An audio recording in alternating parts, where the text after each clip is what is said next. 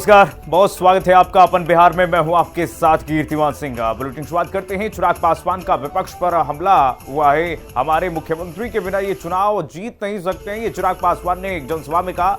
CM Nitish के नाम का इस्तेमाल ये लोग कर रहे हैं, चुनावी लाभ के लिए ये लोग इस्तेमाल कर रहे हैं नीतीश कुमार का। ये विपक्ष की असमर्थता दिखाता है। और क्या कुछ कहा है चिराग पासवान ने, आइए सुनाते हैं।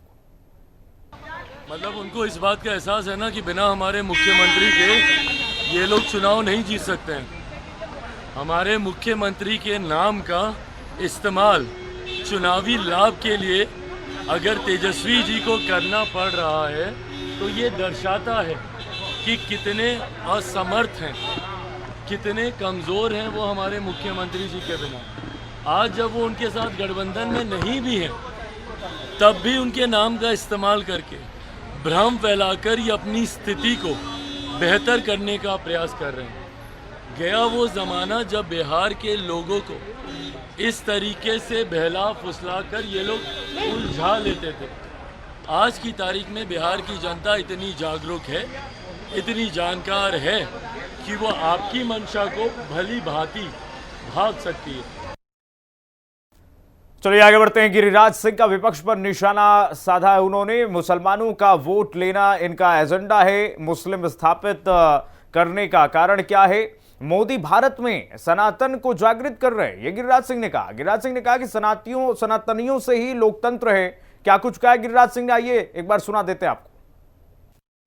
कि इनका पॉलिटिकल एजेंडा है मुसलमानों का वोट लेना। हिंदू जाए जहन्नुम में, मुसलमान को स्थापित करना चाहते हैं। आखिर क्या कारण है? पीएम ने तो ठीक ही कहा। फारूक अब्दुल्ला ने कहा क्या पाकिस्तान के पास परमाणु है, छुरी पहना। तो मोदी ने कह दिया कि छुरी पहना दूंगा, और जो यहाँ उसको छुरी पहन कह रहे हैं उनको भी छुरी पहना कहते थे ना। 370 हटेगा फारूक और मुफ्ती, तो बारूद के ढेर पर है, कोई झंडा उठाने वाला नहीं मिलेगा। आज देखिए मतदान हो रहा है, ये मोदी की सरकार है। मोदी भारत को फिर से सनातन पुनर्जागरण भी कर रहे हैं, विकास भी कर रहे हैं। जब तक भारत में ये सनातनियों का बहुमत है तभी तक लोकतंत्र है। वहीं पूर्व विधायक अनंत सिंह ने लालू प्रसाद यादव पर हमला बोला है। उन्होंने कहा कि कांग्रेस और लालू प्रसाद यादव और लालू प्रसाद की सरकार एक ही है। नीतीश को भी लेकर उन्होंने बयान दिया है। क्या कुछ कहा है अनंत सिंह ने, सुनाते हैं आपको। कहा तो रहे हैं कि नीतीश कुमार नियर मुख्यमंत्री नहीं होता तो बिहार नहीं रहता। लालू यादव बेटा कहाँ ले जाकर भेज देता, कौन शहर में, जगह को पक्का पता नहीं था। 78 में कुल्हाड़ी अलंग टूटा था। जितना दिन लालू जी की सरकार रहा, कोलौसी पानी जहाँ मर्जी तहाँ गांव दिया जाए, जहाँ दिया जाए, बाजार दिया जाए। नीतीश जी की सरकार बनाता है, रोड रखकर लाइन बिजली कोई देख रहा है। तो अगर पहले से कांग्रेस की सरकार जो तार था, लालू जी की सरकार में काट के पोल तक ले गया। वही आरजेडी सांसद मनोज झा का बयान सामने आया है। उन्होंने कहा कि अमित शाह जी से सच सुनना चाहता हूं। चुनाव के मुद्दों पर अमित शाह जी चुप क्यों हैं? ये चुप्पी अब आपराधिक लग रही है। सुने मनोज झा ने क्या कुछ कहा है। मैं तो अमित शाह जी से सच सुनना चाहता हूं, सच सुन ही नहीं पा रहा हूं, ना उनसे ना प्रधानमंत्री जी से। बेरोजगारी, महंगाई, आर्थिक सामाजिक न्याय, बताइए ये सारे मुद्दे जो चुनाव के मुद्दे होने चाहिए थे, उस पर अमित शाह जी क्यों चुप्पी साधे हुए? और ये चुप्पी अब आपराधिक लग रही है। 5वें चरण तक आप सिवाय आसमानी मुद्दों को, जिनका मेरी थाली से कोई सरोकार नहीं है, उन्हीं पर बात कर रहे हैं। कौन सा आरक्षण के लिए काम किया? हेमंत बिश्व शर्मा जी को पता नहीं है तो मैं उनको बता दूं। ये मंडल कमीशन की रिपोर्ट प्रधानमंत्री जी को भी पढ़ाएं और खुद पढ़ें कि गैर हिंदू समुदाय किस आधार पर आरक्षण है, सामाजिक शैक्षणिक पिछड़ापन। और ये मंडल कमीशन की रिपोर्ट हमारे बिहार में इससे पहले कर्पूरी ठाकुर जी के ये जो भ्रांति फैलाने का काम कर रहे हैं। आप सच बताइए, आरक्षण को खत्म कैसे नहीं किया आपने? आपके पूरे 10 वर्ष में एम्प्लॉयमेंट कितनी हुई? क्योंकि आर्टिकल 15 और आर्टिकल 16 पब्लिक एम्प्लॉयमेंट में रिजर्वेशन की बात कर रहा है। आपने पब्लिक एम्प्लॉयमेंट की अवधारणा को ही खत्म कर दिया, सब कुछ प्राइवेट हाथों में बेच दिया, तो आरक्षण कहां से होगा? ये तरीका है संविधान पे आघात करने का। वहीं जेडीयू नेता संजय झा ने भी बयान दिया है। उन्होंने कहा कि कांग्रेस वालों पर प्रचार नहीं संभल रहा है। पूरी कांग्रेस का चुनाव रायबरेली तक पहुंच गया है। कांग्रेस और कहीं ना कहीं कांग्रेस कहीं नहीं लड़ रही है। एक बार सुनिए संजय झा ने क्या कहा। प्रधानमंत्री पूरा देश घूमते हैं तो स्वाभाविक है, और जो ये कह रही है वो लोग कन्फाइंड कर गए हैं रायबरेली अमेठी तक। उनका जो प्रचार है वो नहीं संभल रहा है। उनके पूर्व मुख्यमंत्री वगैरह सब वहाँ कैंप कर रहे हैं। पूरा कांग्रेस का चुनाव चला गया है रायबरेली तक। देश में और कहीं कांग्रेस चुनाव नहीं लड़ रही है। सारा चुनाव सारे लोग चले गए हैं रायबरेली। वहीं शेखपुरा में पुलिस का एक वीडियो जमकर वायरल हो रहा है, जहां लठमार दरोगा ने सरेआम एक युवक के साथ डंडों से पिटाई की। वीडियो वायरल होने के बाद पुलिस की किरकिरी हो रही है। पुलिस के दारोगा ने युवक पर लाठियों से बौछार कर दी। प्रत्यक्षदर्शियों के मुताबिक घटना शेखपुरा नगर थाने की बताई जा रही है, जहां पर देखिए तस्वीरों में आप देख पा रहे हैं शेखपुरा में इस पुलिस वाले ने किस तरीके से एक युवक पर जमकर लाठियां बाजी है। उसके बाद ये वीडियो अब सोशल मीडिया पर वायरल हो रही है।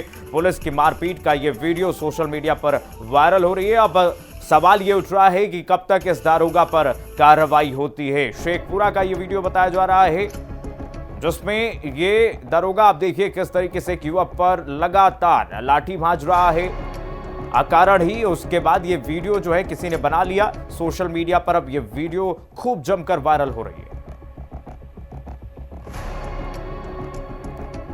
तो दारोगा ने युवक के साथ मारपीट की है, उसका वीडियो हम लगातार आपको दिखा रहे हैं, जो सोशल मीडिया पर भी लगातार अब तैर रही है। पुलिस की मारपीट का ये वीडियो लगातार सवाल के घेरे में ये पुलिस वाला अब आ रहा है और इससे पूछताछ की जा रही है कि आखिरकार कार्रवाई भी कब होगी। आगे बढ़ते हैं। नालंदा के कई इलाकों में पुलिस की दबिश के बावजूद ब्राउन शुगर का कारोबार फल फूल रहा है। इसकी लत पड़ने से युवा पीढ़ी मौत के मुंह में जा रही है। करीब 2 महीने में 7 युवक अपनी जान गंवा चुके हैं। वहीं अब इस मामले में पुलिस ने कड़ी कार्रवाई करते हुए ब्राउन शुगर के एक धंधेबाज को गिरफ्तार किया है। गिरफ्तार युवक के पास से 16 पैकेट ब्राउन शुगर बरामद हुआ है। थाना अध्यक्ष राजमणि ने बताया कि पहले भी शराब बेचने के आरोप में युवक 3 बार जेल जा चुका है।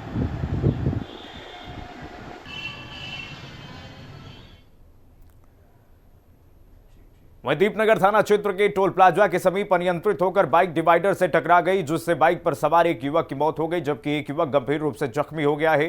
दोनों दीपनगर गांव ससुर के ब्रह्मभोज में शामिल होने के लिए आए थे। मृतक शेखपुरा जिला की बरभीगा थाना क्षेत्र के नजरपुर गांव का निवासी है, जिसका नाम जगदीश रविदास है।